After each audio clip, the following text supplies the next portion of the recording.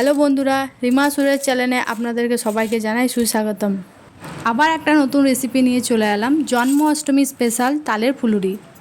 প্রথমে আমি গোটা তাল নিয়ে নিয়েছি। তালটাকে ভালো করে ছাড়িয়ে নিতে হবে।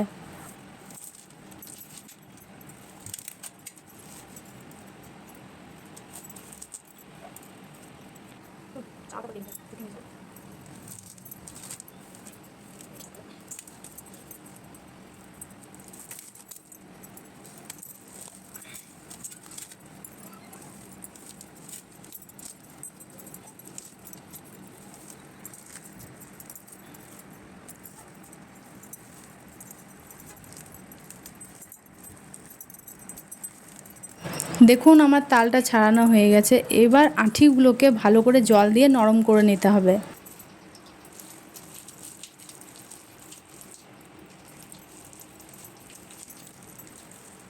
দেখুন আমার আঁটিগুলো নরম করা হয়ে গেছে। এবার একটা তাল ঘষে নেওয়ার পর তালগুলোকে ভালো করে ঘষে নিতে হবে।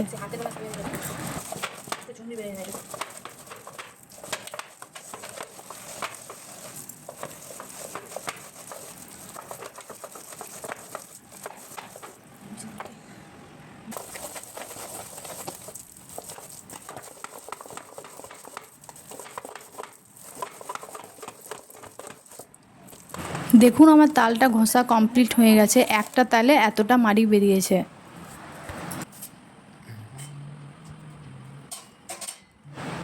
দেখুন আমি তাল ফুলুরি করার জন্য যেসব সামগ্রীগুলো লাগবে সেগুলো হচ্ছে আটা, চাল গুঁড়ো, সুজি, গুড়, সিন্দুক লবণ আর নারকেল গুঁড়ো আর চিনি।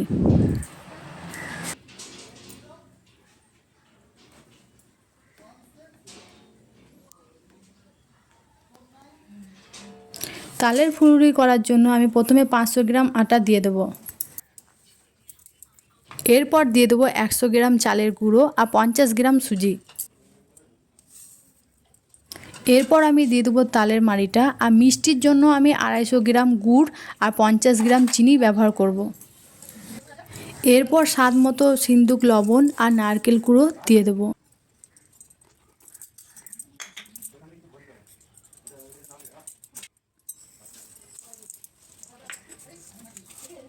সব কিছু দেওয়া হয়ে গেলে এই মিশ্রণটি 5 থেকে 7 মিনিট অবধি ফাটিয়ে নিতে হবে। এরপর আমি 15 মিনিটের জন্য ঢাকনা দিয়ে রেস্টে রেখে দেবো।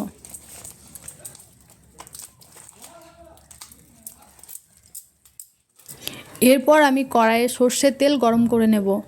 দেখুন আমার তেলটা গরম হয়ে গেছে। এরপর তালের ফুলুরিগুলো আমি একটা একটা করে ছেড়ে দেব। তালের ফুলুরিগুলোকে অল্প আঁচে ভাজতে হবে যাতে ফুলুরিগুলো ভালোভাবে ফুলে আর সেদ্ধও হয় ভেতরে।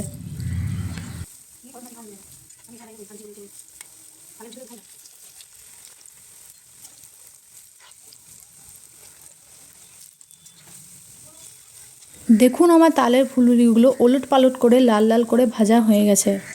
দেখুন আমার তালের ফুলুরি তৈরি হয়ে গেছে। এবার আমি একটা পাত্রের মধ্যে তুলে নেব। এই তাল ফুলুরি রেসিপিটা যদি আপনাদের ভালো লেগে থাকে তাহলে লাইক, কমেন্ট, শেয়ার, সাবস্ক্রাইব করতে ভুলবেন না। ধন্যবাদ।